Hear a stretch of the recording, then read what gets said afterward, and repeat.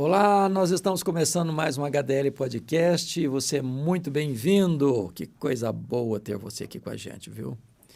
E hoje eu vou falar sobre o poder do Espírito Santo. É isso mesmo. Não há cristianismo sem poder. E você tem experimentado esse poder na sua vida? Como é que está o seu coração? Está andando você com o tanque vazio, na reserva? Ou você tem experimentado isso que a Bíblia chama de a suprema grandeza do seu poder? O mesmo poder que Deus exerceu na ressurreição de Jesus Cristo, o poder da vida. É sobre esse assunto que eu quero conversar com você. Quando Jesus ressuscitou dentre os mortos, diz a Bíblia que antes de ir assunto aos céus, Jesus disse para os seus discípulos assim: permanecei na cidade até que do alto sejais revestidos de poder. Em outras palavras, antes de enviar a igreja ao mundo, Jesus enviou o Espírito Santo à igreja. Esta ordem nunca pode ser alterada. A igreja não vai ser uma igreja eficaz no cumprimento da sua missão de fazer discípulos de todas as nações, a não ser que ela seja revestida com o poder do Espírito Santo. Não é por força, não é por poder, é pelo meu Espírito, diz o Senhor dos Exércitos. Sem o Espírito Santo, a igreja está totalmente desprovida de poder. Ela não tem capacidade por si mesma para realizar a agenda estabelecida por Deus para ela neste mundo. Eu preciso até mesmo concordar com Charles Haddon Spurgeon, o famoso e príncipe dos pregadores do século XIX. Ele disse assim: eu tenho mais facilidade de acreditar que um leão tornar-se-á vegetariano do que eu acreditar que uma pessoa sequer possa ser salva sem o poder do Espírito Santo. Sem o Espírito Santo, a igreja pode ter templos, ela pode ter tecnologia, ela pode ter músicos excelentes, ela pode ter pregadores eloquentes, ela pode ter metodologia sofisticada, mas sem o poder do Espírito Santo, ela não tem vida. Não tem vida. Então, Jesus Cristo foi muito categórico em dizer para aqueles discípulos que eles não podiam sair. Eles não podiam entrar em campo para agir, a não ser que aguardassem em Jerusalém até que do alto eles fossem revestidos de poder. Talvez Jerusalém era o último lugar que eles gostariam de ficar. Notem vocês que esses discípulos, com as mulheres da Galileia, Maria, mãe de Jesus, seus irmãos, eram todos galileus, lá do norte. Aqui em Jerusalém, na Judéia, eles não eram benquistos. Aqui foi o local onde Jesus foi preso, julgado, acusado, condenado, crucificado, sepultado. Aqui foi o lugar onde eles demonstraram, boa parte deles, normalmente os discípulos, covardia, porque quando Jesus foi preso, todos fugiram. Pedro negou Jesus. Quando Jesus foi crucificado, somente o apóstolo João estava lá. Quando Jesus foi sepultado, não consta que nenhum apóstolo estivesse lá, apenas as mulheres da Galileia. Quando Jesus foi sepultado, no primeiro dia da semana, quando Jesus ressuscita, os discípulos estão trancados dentro de uma casa, com medo dos judeus. Era o último lugar que eles gostariam de ficar na vida, eles queriam fugir dali, correr dali, mas Jesus disse: ficai, porque o lugar do fracasso de vocês precisa ser o lugar da restauração de vocês. É aí, nesse local, que eu vou derramar do meu Espírito sobre vocês, é aí que eu vou revestir vocês de poder. Mas o revestimento de poder do Espírito Santo é alcançado mediante uma espera paciente. perseverante. Jesus diz, permanecei na cidade até que. Jesus não diz que seria um dia, uma semana ou um mês. Eles deveriam esperar até que. E até que implica em perseverança, em não desistir, não jogar a toalha, não retroceder. E então diz a Escritura que eles foram lá do Monte Olival, Monte das Oliveiras, para o cenáculo, o mesmo local onde Jesus instituiu a ceia, onde participou a última Páscoa e instituiu a ceia, lá no Monte Sião.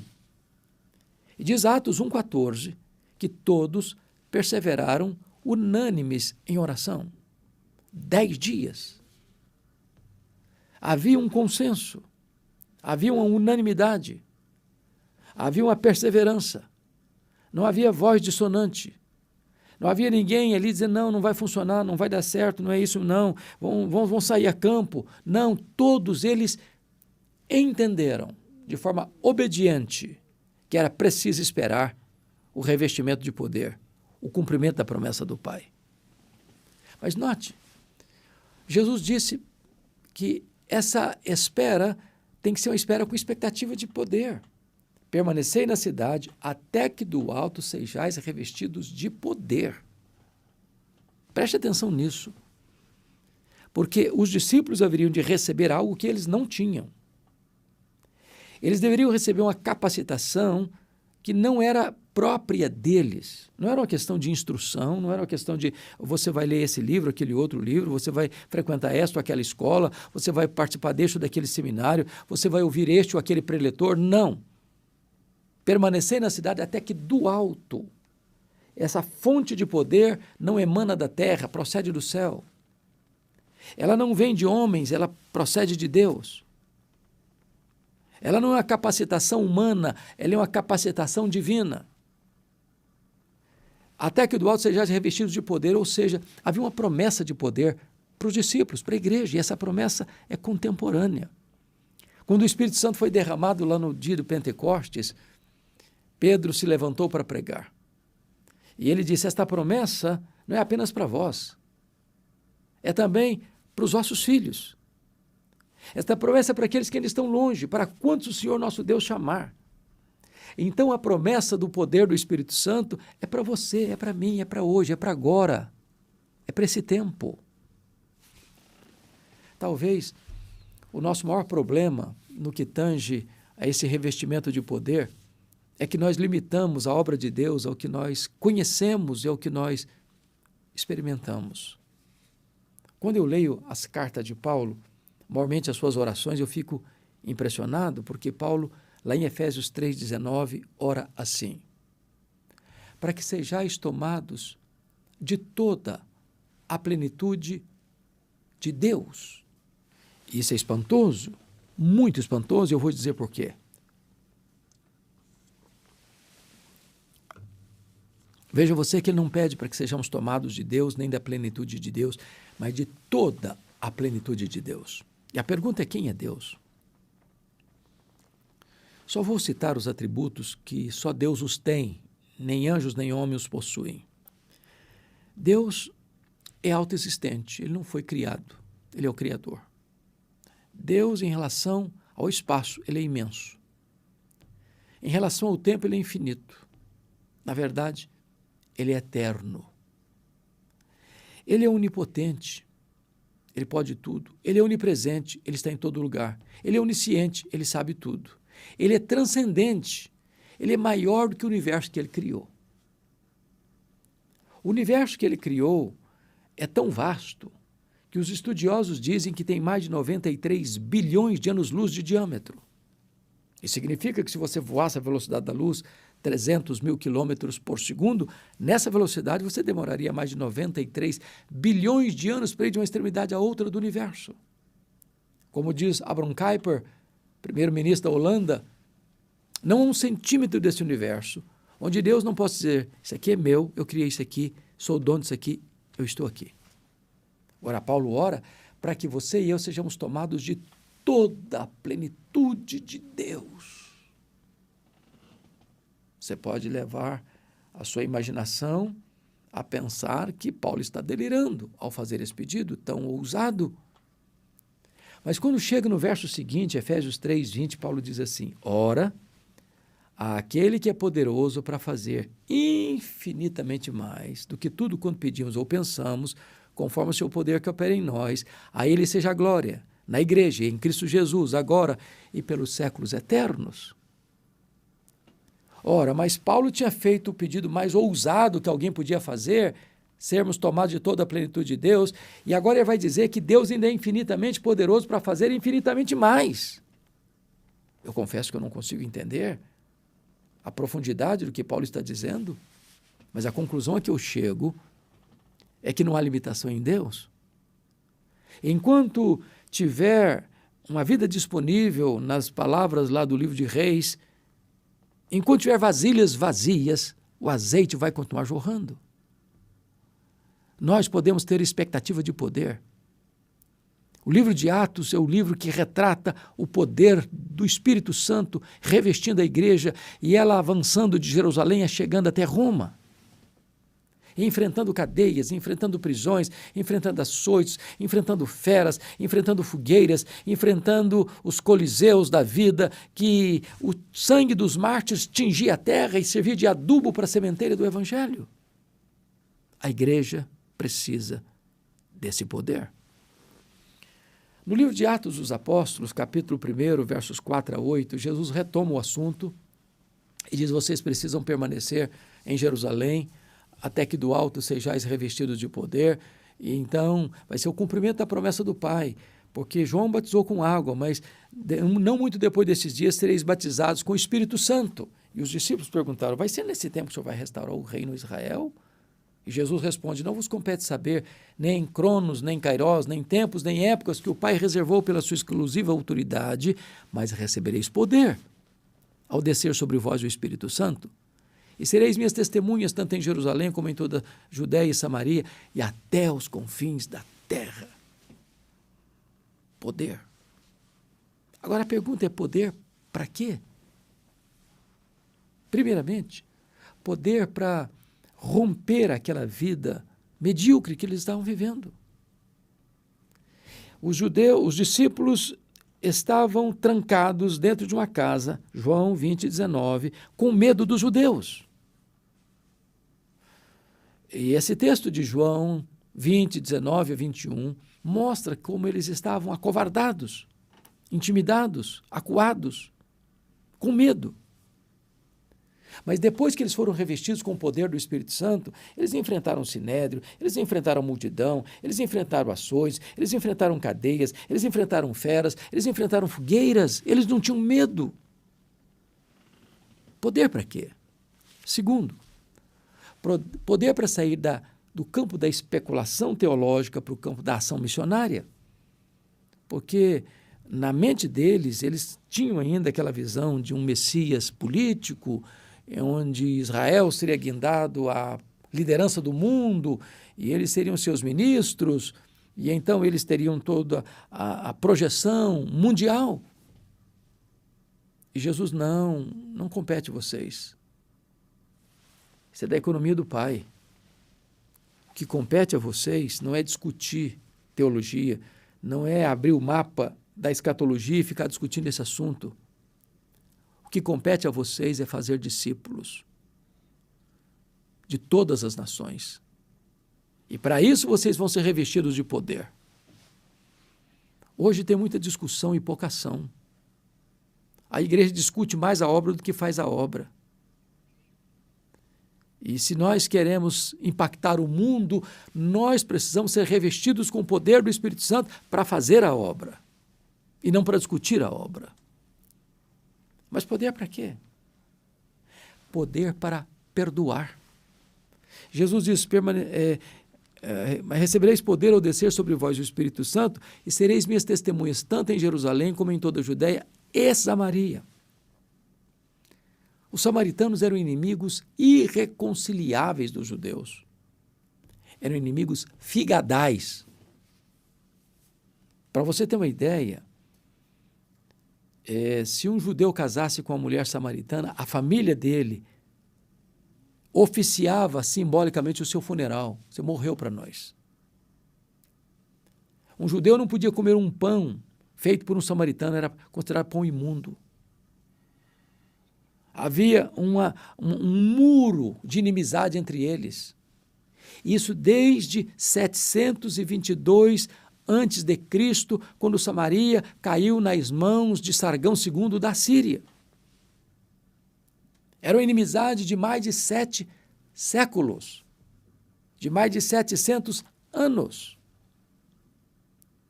Mas com o poder do Espírito Santo, os muros de inimizade são quebrados. Filipe desceu para Samaria. Mais tarde, Pedro e João foram para Samaria. O Espírito Santo foi derramado em Samaria. Uma igreja viva se formou em Samaria.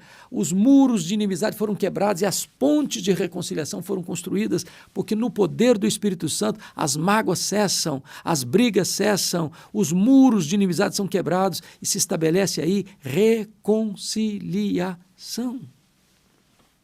É preciso ter poder para perdoar, para não alimentar mágoas, para não cultivar ressentimentos. Mas poder para quê? Poder para morrer. É isso mesmo. E sereis minhas testemunhas. A palavra testemunhas no grego é a palavra martiria, de onde vem a palavra mártir. Quem não está preparado para morrer, não está preparado para viver. O cristianismo prepara você não só para viver, mas prepara você para morrer. Porque se o ideal é maior do que a vida, vale a pena dar a vida por esse ideal. Na verdade, nós poderíamos olhar a história dos mártires. Eles enfrentaram a morte, o martírio, não com pesar, mas cantando. Cantando.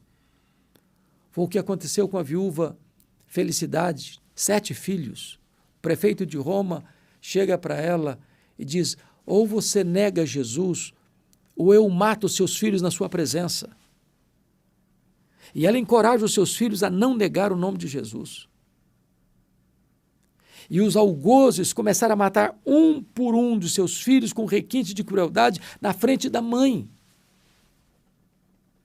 E depois que mataram todos os seus filhos, começaram a torturá-la. E ela respondeu para o seu algoz: viva, eu te vencerei, morta, vencer-te-ei ainda mais. Era essa maneira como esses homens e essas mulheres enfrentavam a morte. Você vai encontrar a história de tantos que enfrentaram a morte com um sorriso nos lábios e com um cântico nos seus lábios, porque o poder do Espírito Santo os capacitou para morrer. É muito comum eu escutar alguém perguntando: pastor, mas se vier uma perseguição assim no Brasil, eu não sei se eu vou ter coragem, eu não sei se eu vou ter poder para enfrentar a oposição, a perseguição, a morte. Vou lhe dizer uma coisa: essas pessoas todas não eram diferentes de nós, não. Eram sujeitos aos mesmos sentimentos. Mas, se preciso for, o Senhor nos capacitará. A coragem vem dele, o poder vem dele, é do céu que vem a capacitação e o poder do Espírito Santo. Mas poder para quê? Poder para pregar. Quando você vai para o livro de Atos dos Apóstolos, você vai ver que é uma profunda conexão entre oração, poder e pregação. Oração, poder e pregação. Oração, poder e pregação. Não há poder sem oração. E não há pregação sem poder. E onde tem poder, tem pregação. A igreja foi avançando, e foi avançando, e foi avançando, porque quando vinha a pressão, eles oravam, e quando eles oravam, o poder vinha, e quando o poder vinha, eles abriam a boca para pregar. O resultado hoje é tão pífio. Hoje nós temos denominações inteiras desidratando. Hoje nós temos igrejas e mais igrejas, talvez a grande maioria, que entra ano, sai ano e não cresce e fica ali patinando e patinando, sem frutos, sem resultados. Precisamos de poder. Porque quando o Espírito Santo age, Como aconteceu no Pentecoste, um único sermão, cerca de 3.000 pessoas são convertidas. A boa semente, diz a Bíblia, ela é poderosa para produzir a 30, 60 e a 100 por um. Hoje, se nós multiplicarmos os sermões, não dá um sermão, não dá uma conversão por sermão, em média, no Brasil e no mundo, precisamos de poder. Não é o nosso argumento, não é a nossa eloquência, não é a nossa metodologia, não é a nossa abordagem, não é a nossa tecnologia de comunicação, é o poder do Espírito Santo de Deus. É o Espírito Santo quem convence do pecado, da justiça e do juízo. A igreja precisa de poder. Quando o missionário presbiteriano John Hyde estava indo para a Índia como missionário, ele recebe um telegrama lá no navio, a bordo do navio. E quando ele abriu o telegrama, pensando que era uma mensagem, parabéns pela sua escolha, parabéns pela sua decisão, que Deus abençoe você no seu trabalho na Índia, o telegrama só fazia uma pergunta: John Hyde, você está cheio do Espírito Santo? E ele ficou com muita raiva. Disse: mas é um absurdo. Estou deixando para trás minha parentela, minha cidade, minha igreja, minha nação. Eu estou indo me sacrificar na obra missionária num país tão longínquo, com tantas dificuldades, e a pessoa vem me perguntar se eu estou cheio do Espírito Santo. Ele voltou para o convés e o Espírito Santo começou a mexer com ele, trabalhar o coração dele. E ele caiu de joelhos em lágrimas: meu Deus, eu estou indo fazer a tua obra, mas eu não estou cheio do Espírito Santo, eu não posso ir embora para esta nação e chegar nessa nação sem o poder do Espírito Santo. Senhor, me reveste com o poder do Espírito Santo. Senhor, me capacita com o poder do Espírito Santo. Senhor, eu quero chegar ali e ganhar vidas para Cristo. Eu quero pelo menos batizar uma pessoa por dia em média, Senhor, na Índia. E naquele primeiro ano, no poder do Espírito Santo, ele batizou mais de 370 pessoas. É o poder do Espírito Santo. Nós dependemos dele. Tolos somos nós, se quisermos fazer a obra na força do braço. Isso é a mesma coisa daquele discípulo do profeta Eliseu, que estava cortando árvore, o machado caiu e foi lá para o fundo do rio. Não adianta tentar cortar a árvore com o cabo do machado. Precisamos ter o machado afiado nas mãos. E esse poder não vem da terra, vem do céu, não vem dos homens, vem de Deus, vem do Espírito Santo de Deus. Então eu quero concluir minha fala com você, fazendo-lhe uma pergunta. Você está cheio do Espírito Santo? Você foi revestido com o poder do Espírito Santo? Você conhece esse poder? Tem experimentado esse poder? Quando você fala da palavra de Deus, a palavra de Deus é verdade na sua boca. Ela impacta o coração das pessoas. Eu não tenho dúvidas de que a maior necessidade da igreja hoje é do revestimento do poder do Espírito Santo. Eu tive o privilégio de visitar a missão Quacisabanto na África do Sul. Isso em 1991. Ali houve um grande reavivamento em 1966. Quando aqueles missionários estavam buscando o avivamento, dia após dia, noite após noite, mês após mês. De repente, uma moça se levanta na reunião de oração, com lágrimas nos olhos, e disse: meu Deus, tu já fizeste tantas coisas no passado, tu já derramaste do teu Espírito tantas vezes em tantos lugares. Faz de novo, Senhor. Faz de novo, Senhor. Faz de novo, Senhor. E na manhã do dia seguinte, o Espírito Santo foi derramado ali. Ali cegos viram, ali coxos andaram, ali tetraplégicos andaram, ali mortos ressuscitaram, ali milhares e milhares de feiticeiros se converteram ali. Numa fazenda foi construído um templo para 15.000 pessoas com 3 cultos por dia e caravanas do mundo inteiro vindo ver ali o que Deus estava fazendo. A minha oração é a mesma: faz de novo, Senhor. Faz de novo, Senhor. Faz de novo, Senhor. Que Deus nos ajude a sermos revestidos com o poder do Espírito Santo, para sermos cheios e revestidos para fazermos a obra enquanto é tempo.